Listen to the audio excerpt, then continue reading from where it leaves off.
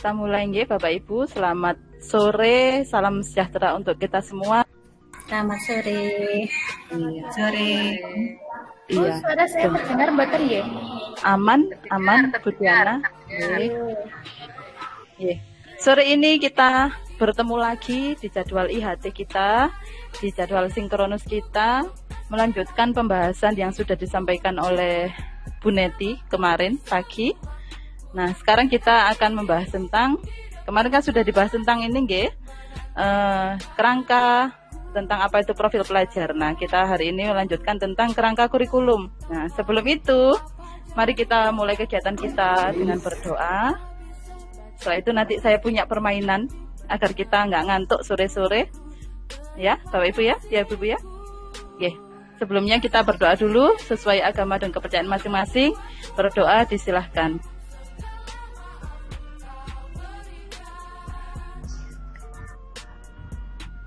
Berdoa selesai. Sebelum ke materi kerangka kurikulum, namanya kerangka ya. Manusia punya kerangka, hewan punya kerangka. Saya tunjukkan kerangka hewan apa ini, ibu-ibu nanti tebak ya. Siap. Siap, Bu. Ya, Bu.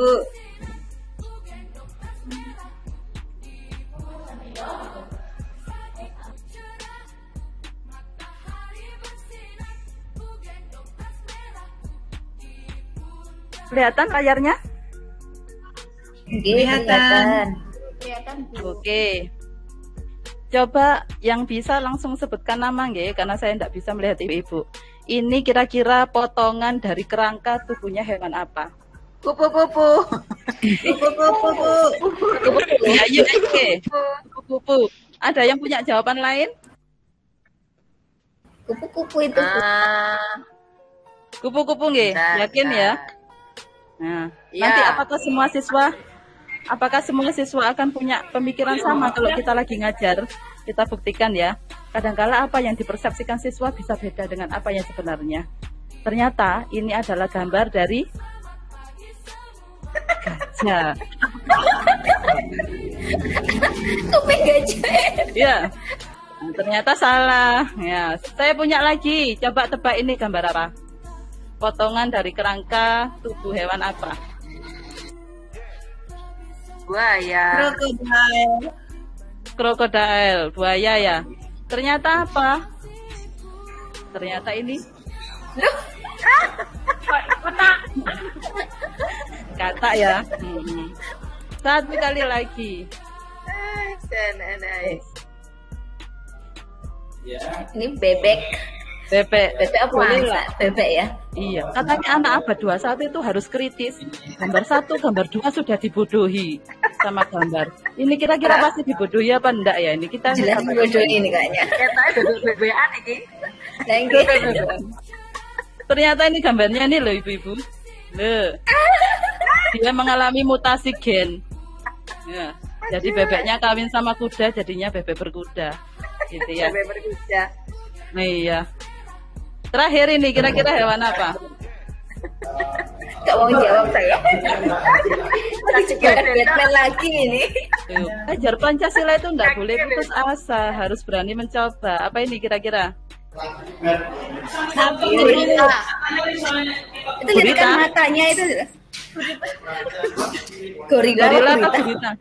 Gurita? Kayaknya manusia kalau dia matanya. Oh, Ini manusia King ya. Kong, ini film King Kong itu loh ini. Oh, saya kunci jawabannya. Ini saya King juga. Kong ini. Oh iya, coba kita lihat. Kalau lihat matanya. Oh, sarangi Bapak Ibu guru tetap semangat meskipun sore hari. Ya, oke. Sarangnya. Iya, Sarangi. Iya, katanya guru zaman now juga harus mengikuti apa? Guru zaman sekarang. Perkembangan Zaman anak-anak ini. belajar. Iya, kita harus masuk ke dunianya siswa. Bagaimana cara kita masuk ke dunia siswa? Tujuannya apa? Supaya kita bisa membentuk atau menghasilkan siswa yang sesuai keinginan kita. Kita harus dekat dengan cara masuk ke dunia mereka. Baik Bapak Ibu, baik Ibu-Ibu. Pada sore hari ini saya akan melanjutkan materi dari Bu Neti tentang profil pelajar Pancasila. Bagaimana cara membentuk profil pelajar Pancasila sebagai kompetensi lulusan yang ingin kita hasilkan, yaitu yang pertama harus kita restrukturisasi, yaitu kerangka kurikulumnya. Sebelum itu, saya ingin bertanya ke ibu-ibu, kira-kira pembelajaran saat ini apakah sudah sempurna? Kurikulum saat ini apakah sudah sempurna? Belum, Bu. Menurut saya itu belum.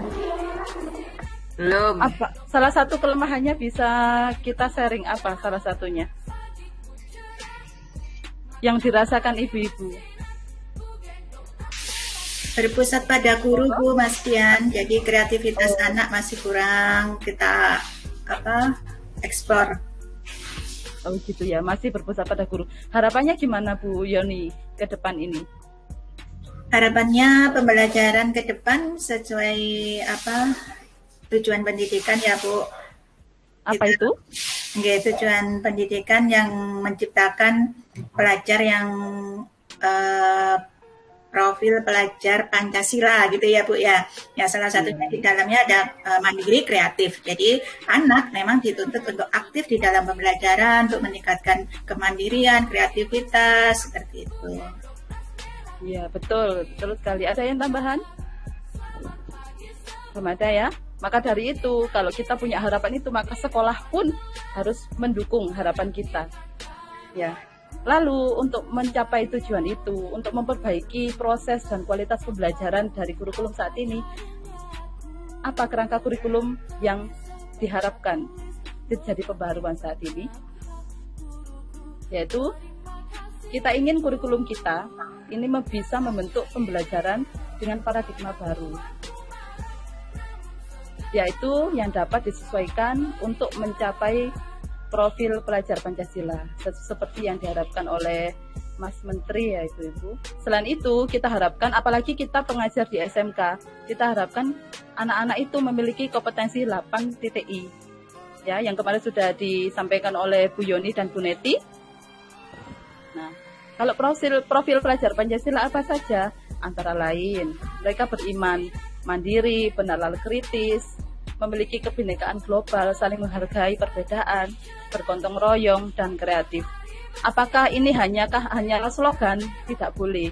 Harapan kita dengan profil pelajar Pancasila ini, anak-anak paham, anak-anak melakukan, dan anak-anak dapat menerapkan atau mengilhami makna dari profil ini di dalam kehidupan mereka sehari-hari. Selain itu, kurikulum yang baru ini harapannya berpusat pada siswa. Bagaimana dengan berpusat pada siswa? Apakah siswa itu menjadi objek saja? Tidak, mereka seharusnya bisa menerapkan prinsip merdeka belajar. Saya ingin tanya lagi ini ke ibu-ibu. Apa sih persepsi merdeka belajar di benak ibu-ibu? Boleh dari Bu Diana? Saya ingin dengar suaranya Bu Diana. Pripon? Bayangan ibu kalau ibu disuruh menerapkan merdeka belajar di sekolah ibu itu, kepengennya ibu akan melakukan apa? Apa makna merdeka belajar menurut ibu yang ingin ibu terapkan di sekolah?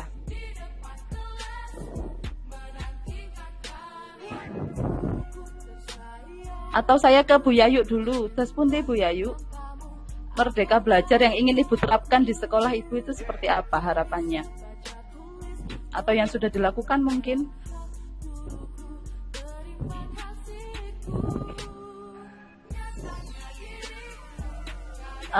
Belum masuk Ibu, belum di unmute. Sorry. Ya, maaf. Kalau saya menyikapi belajar itu tidak hanya merdeka saja, tapi ada embel-embelnya merdeka yang bertanggung jawab. Karena embel-embel bertanggung jawab itu penting sekali. Karena kalau tidak ada bertanggung jawab, kadang kita menyikapinya bisa beda. Anak juga seperti itu. Kadang butuhnya aku merdeka, kamu jadi merdeka belajar, persepsinya nanti seperti itu. Tapi kalau ditanamkan nanti merdeka yang bertanggung jawab, nanti persepsi mereka tetap berbeda. Jadi intinya begini, sebagai pelajar yang memiliki profil pelajar Pancasila, tetap bahwa kemerdekaan itu harus dilaksanakan dengan baik. Jadi tidak seenaknya saja melaksanakan kemerdekaan belajar dengan meninggal dengan semena-mena lah. Kalau saya lihat sekarang itu kan ya seperti itu ya yang ada pada anak-anak. Kalau saya di daerah itu seperti itu, nggak tahu yang di kota besar kadang sulit gitu ya, sulit untuk memotivasi anak, mengarahkan anak itu sulit. Ya tidak semua sih, tidak semua. Tapi rata-rata anak-anak sekarang itu seperti itu. Kadang mendengar mereka merdeka belajar itu nyikapinya juga berbeda. Makanya perlu ditanamkan, diberi embel-embel merdeka belajar itu sangat-sangat penting sekali. Itu menurut saya. Monggo yang lain. Betul. Ya, ya. Satu masukan sudah, saya ingin dengar dari ibu-ibu yang lain, mungkin Bu Yayu, Bu Neti, Bu Yoni, Bu Neti, Bu Diana, monggo Bu. Apa sih merdeka belajar menurut ibu yang ibu inginkan atau mungkin sudah diterapkan di sekolah? Monggo, saya ingin dengar.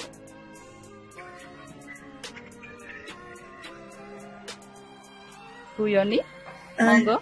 Oke.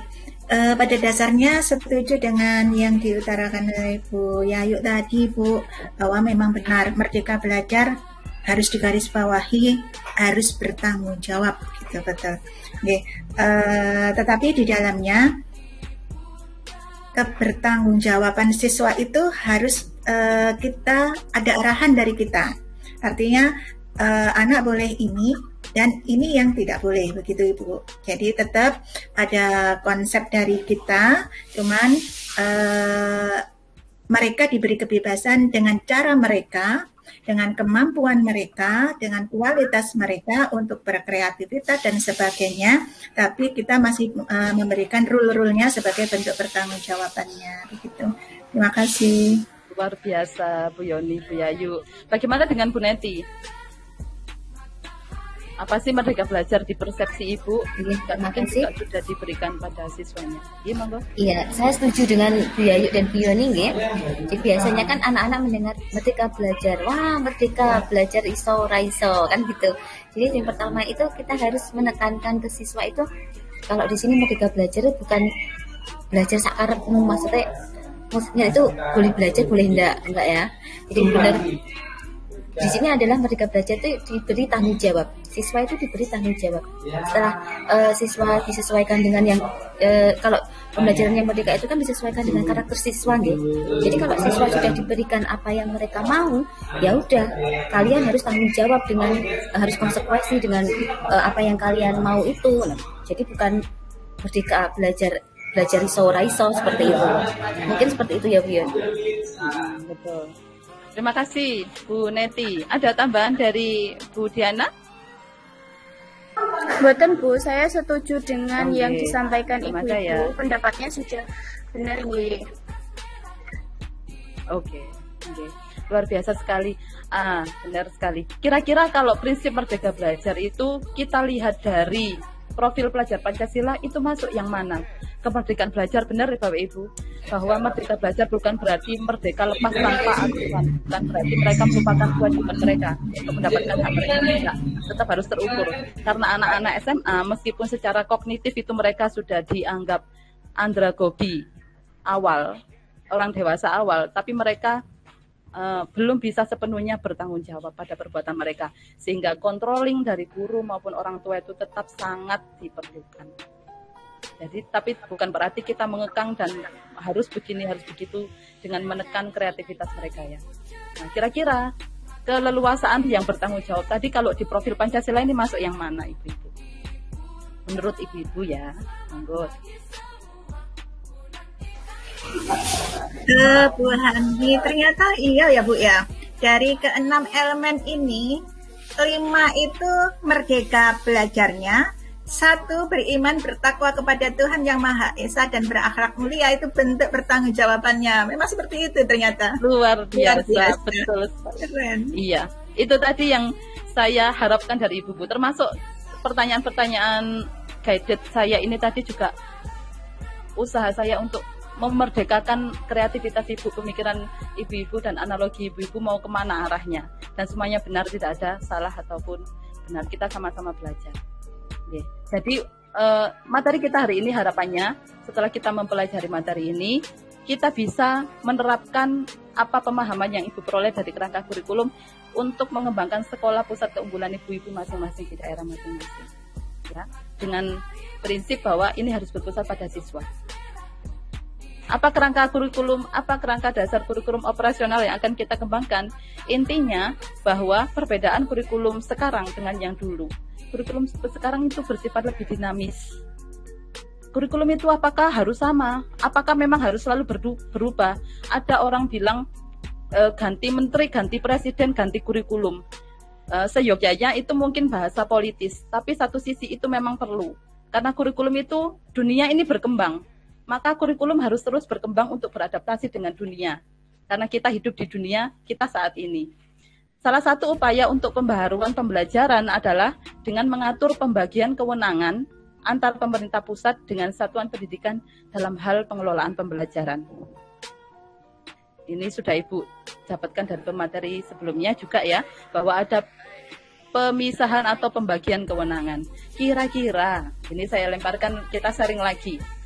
Sepengetahuan Ibu dari materi-materi sebelumnya, pembagian kewenangan antara pemerintah pusat dengan pemerintah daerah itu apa saja contohnya? Pemerintah pusat itu yang bikin apa sih? Nah, pemerintah daerah atau satuan pendidikan itu bikin apa sih contohnya? Saya ingin dengar, kemarin paham enggak materinya dari pemateri sebelumnya? Monggo, Bu Neti dulu. Pemerintah pusat itu bikin apanya kalau di kurikulum? Daerah bikin apanya?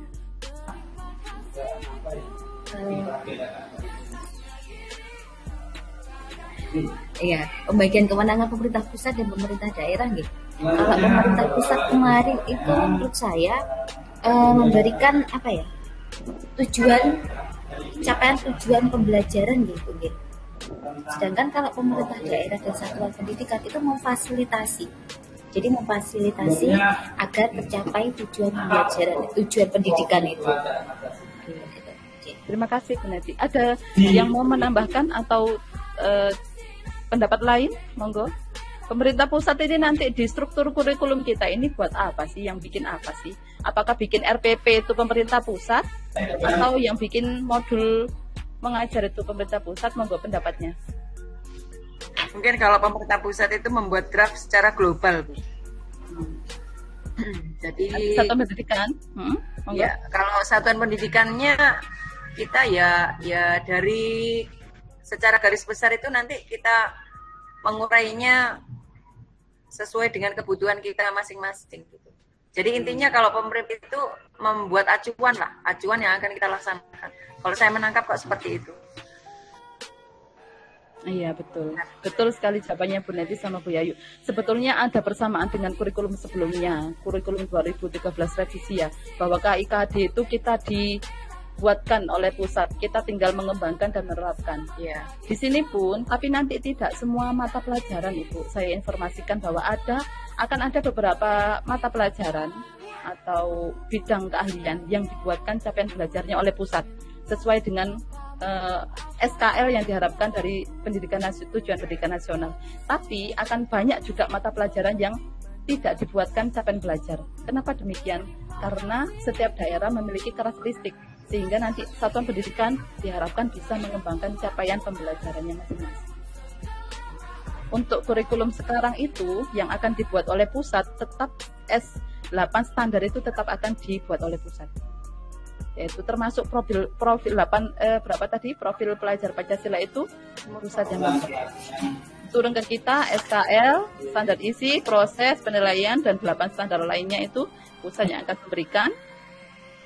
Lalu struktur kurikulum yang akan kita bahas hari ini juga pusat yang akan membuatkan, yang akan memaparkan sudah dengan ahli-ahli yaitu capaian pembelajaran tadi seperti yang saya sampaikan bahwa akan ada yang dibuatkan oleh pusat dan akan ada yang kita buatkan sendiri di satuan pendidikan sesuai dengan visi misi satuan pendidikan, profil pelajar yang khas di sekolah kita maupun konteks lingkungan sekolah kita. Nah, setelah itu turun ke modul RPP dan lain-lain. Nah, Ada pertanyaan? Atau kita lanjut dulu? Lanjut Ibu. Oke. Lalu satuan pendidikan lebih khusus, apa sih tugasnya kepala sekolah satuan pendidikan sampai siswanya dan gurunya? Ini sudah dibahas di tugasnya ibu-ibu yang sudah ibu kumpulkan di LMS, kemarin sudah saya periksa. Bagus sekali ini, bahwa antara pengawas, kepala sekolah, wakakurikulum dan guru itu punya garis instruksi, garis koordinasi masing-masing. Ini salah satu jawaban teman kita yang saya muat, bahwa di antara pemangku kepentingan itu ada yang punya kepentingannya besar, ada yang punya kepentingannya kecil. Begitu juga dengan kekuatan, ada yang punya kekuatan besar dan kepentingan besar, ada yang kekuatannya besar tapi nggak penting-penting amat atau tidak terdampak dengan kurikulum. Ini jawabannya dari Bu Diana ini kemarin saya cantumkan di sini. Sudah Ibu sepakati semua kemarin. Nah, setelah kita tahu siapa pemangku kepentingan dari setiap wilayah, harapannya ibu-ibu bisa mengenali satuan pendidikan masing-masing. Segera berkoordinasi setelah pelatihan ini dengan untuk menentukan langkah selanjutnya aplikasi dari hasil diklat ini. Gitu nggih. Nah, kalau sudah tidak ada pertanyaan, kita lanjut ke struktur kurikulumnya. Ada pertanyaan dulu Ibu-ibu? Monggo ditanggapi. Tidak ada? Belum ada ya?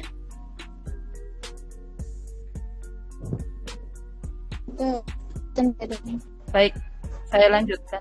Nggih, saya lanjutkan dulu. Apa? Mohon maaf, bisa diulangi? Oh, nggih. Baik, saya sampaikan. Mungkin ibu-ibu ada yang bertanya, apa sih perbedaan kurikulum sekarang sama sebelumnya? Kalau dulu gitu, kalau saya kebetulan itu ngajar kimia, nggih. Dulu kurikulum 2013 revisi itu saya ada 10 KD. Itu harus saya sampaikan dalam 2 semester atau 1 tahun ajaran. Dengan kurikulum baru ini, kita akan mengenal istilah-istilah baru. Masih berbasis kompetensi, tapi kita akan mengenal namanya capaian belajar. Kalau dulu capaian belajar itu KI dan KD yang diberikan oleh pusat.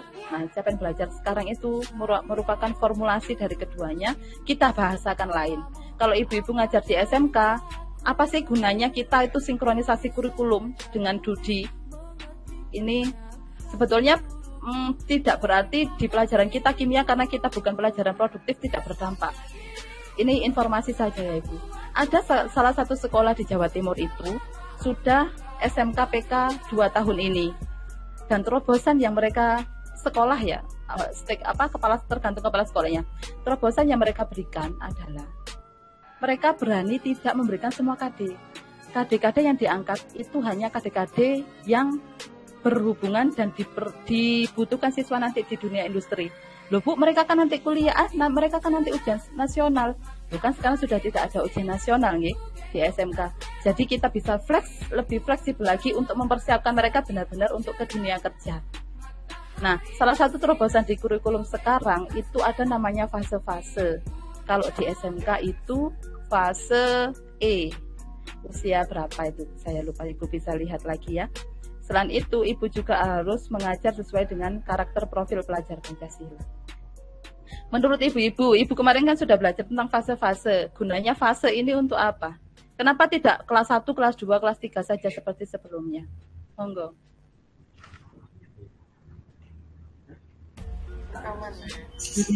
Belum Ibu nggih, Bu Neti. Kalau menurut saya kenapa kok harus dibagi fase itu karena menyesuaikan dengan pemahaman siswa, Bu. Tingkat pemahaman siswa. Jadi seperti anak SD, anak SMP itu kan tingkat pemahamannya berbeda-beda. Anak SMK pun juga seperti itu. Jadi dimulai dari fase E itu untuk anak tingkat kelas 10 SMK. Kemudian fase F itu untuk lanjutannya. Jadi kelas 11 SMK. Jadi di mana anak-anak itu punya pemikiran, pematangan, pemahaman terhadap materi yang berbeda. Monggo mungkin ada yang menambahkan atau sudah sependapat mirip-mirip dengan Bu Neti?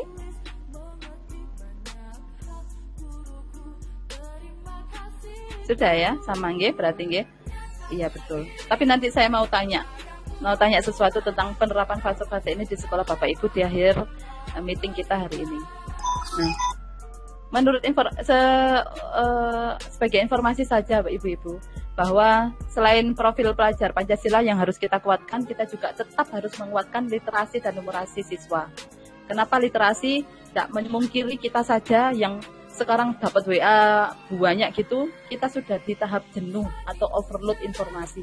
Kadang-kadang kalau dulu kan susah sumber informasi itu susah, nyari-nyari buku apa segala macam. Nah sekarang itu kita dimudahkan, sehingga anak-anak juga termasuk kita, apalagi anak-anak itu mengalami overload informasi, sehingga informasi-informasi yang datang dari kanan, kiri, atas, bawah, depan, belakang, mereka itu kadang-kadang malah tidak dibuka, malas membaca.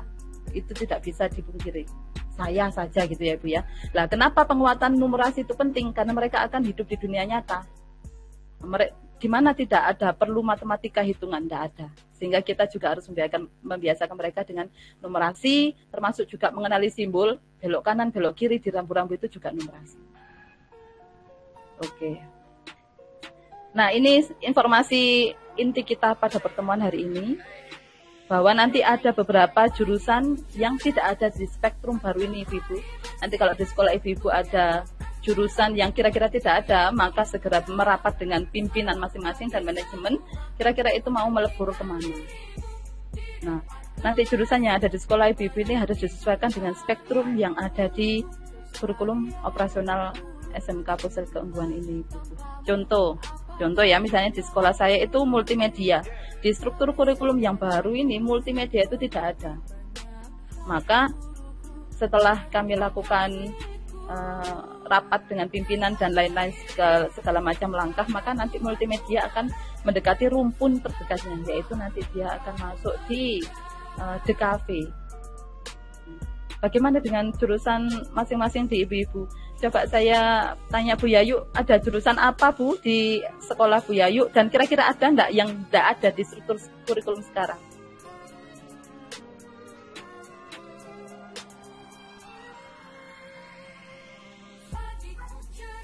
Atau Bu Yoni? Oh ya, monggo Bu Yayu.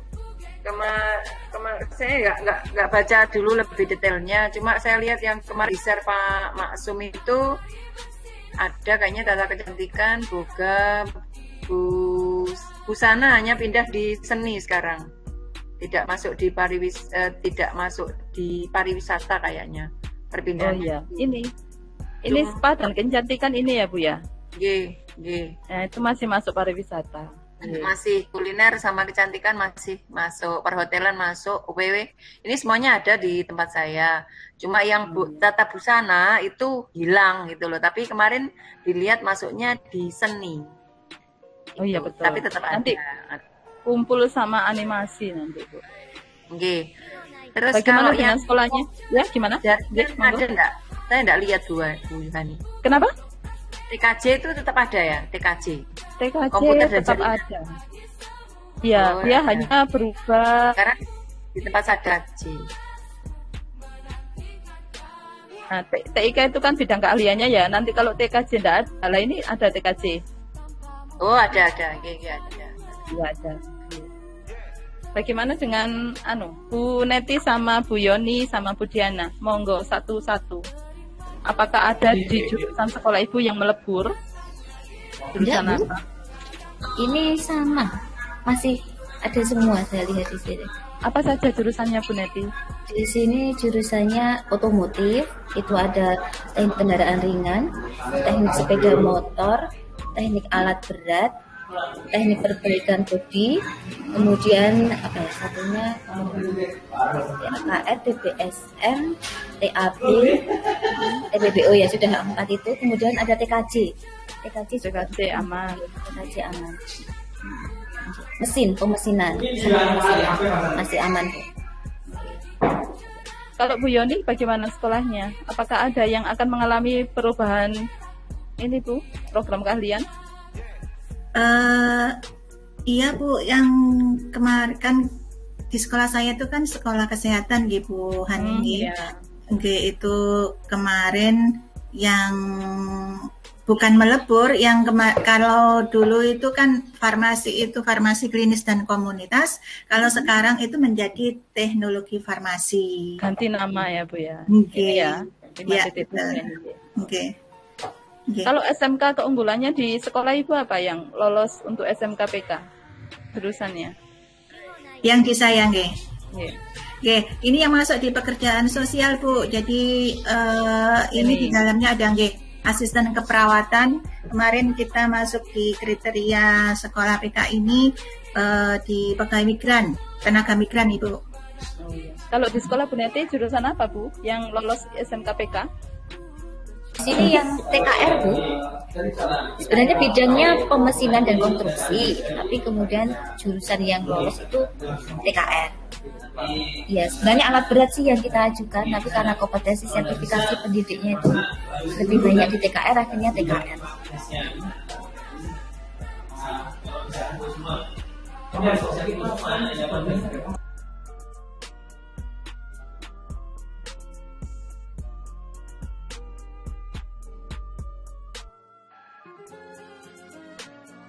Mohon maaf Bu Hani, kemute, gak dengar suaranya jenengan izin. Kalau di sekolahnya Bu Yayu yang lolos SMK PK nopo nggih? Jurusannya Tata kecantikan.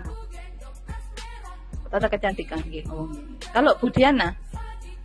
Kalau di sekolah saya yang lolos ke SMK PK itu jurusan DKV-nya Bu. Jurusan DKV ini lumayan baru, tapi alhamdulillah ini lolos di SMK PK. Terus untuk yang bukan melebur nggih, ganti nama itu untuk jurusan OTKP. TKP, teknologi Perkantoran.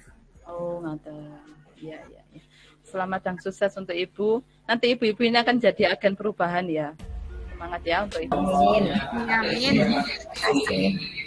Ya, tapi meskipun kita agen perubahan, tapi kita sangat bergantung pada karakteristik kepala sekolah kita, nggih, kebijakan dan support. Benar sekali. Baik Ibu-ibu, titik tekannya untuk kelas 1 SMA nanti kurikulumnya sama dengan mohon maaf saya revisi ya. Nanti kurikulumnya SMK untuk yang fase E kelas 1 itu sama dengan SMA. Tapi saya harap ibu-ibu tidak mengajar kimia atau fisika atau bahasa Indonesia yang lempeng sesuai keilmuan ibu-ibu di kuliah saja. Tolong harapannya bisa langsung meskipun kelas 1 tidak dituntut untuk profesi ya, tidak mendukung produktif, tapi di kurikulum lama kimia, fisika itu kan termasuk dasar bidang keahlian atau C, sudah materi mata pelajaran C, bidang C keahlian. Jadi tetap bisa lah pasti bisa kita kaitkan dengan pelajaran siswa di produktif supaya bisa langsung aplikasi mendukung keperluan mereka di dunia nyata. Gitu nggih, Ibu nggih. Ada lagi yang mau ditambahkan Ibu? Barangkali ada pendapat atau Bu Hani menurut saya tidak seperti itu.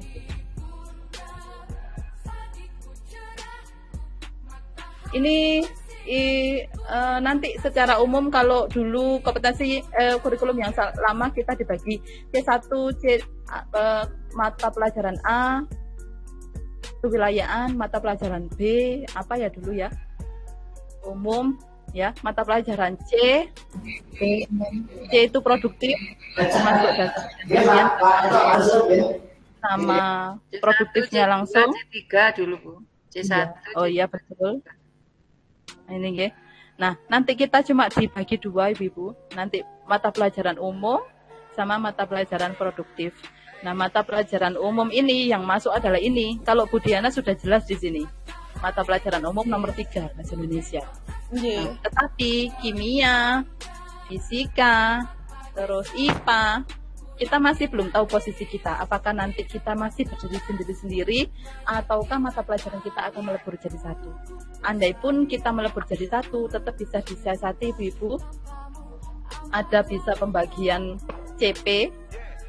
Lalu nanti di akhir semester Ibu-ibu bisa menjadikan satu nilainya di rata-rata atau sesuai porsi yang biasanya digunakan di sekolah masing-masing, lalu nanti baru diupload ke jabatnya. Nah, oke. Ada pertanyaan terkait kurikulum ini, Ibu-Ibu? Oh, ini Ibu-Ibu ternyata IPAS ini Betul Ibu. kejuruan ini IPAS ini masuk kejuruan ternyata. Oh iya, kejuruan iki. Artinya, kenapa? Nomor 4 niki nggih. Iya. Kita ini masuk berarti sama dengan kurikulum sebelumnya, dasar bidang keahlian. Artinya meskipun kita ngajar hanya di kelas 1 misalnya, atau kecuali Budiana ya kelas 1, 2, 3, maka kita bertanggung jawab untuk membekali mereka kemampuan kejuruannya. Ngaten nggih, pesan saya saja. Ada yang ditanyakan Ibu-Ibu? Saya Sampun. Sudah Ibu. Terima kasih perhatiannya. Sarangi Ibu-Ibu tetap semangat. Tinggal 1 hari lagi. Oke. Kita tutup pertemuan hari ini. Namun sebelum itu agar menjadi berkah bagi kita semua, saya mohon maaf atas kesalahan saya, baik perlakuan, perkataan maupun tindakan. Kita tutup dengan doa sesuai agama dan kepercayaan masing-masing. Berdoa disilahkan. Berdoa selesai. Terima kasih, selamat mengerjakan tugas. Jangan lupa LMS-nya diisi ya sampai hari ke-10. Nggih. Assalamualaikum. Waalaikumsalam warahmatullahi wabarakatuh. Wabarakatuh.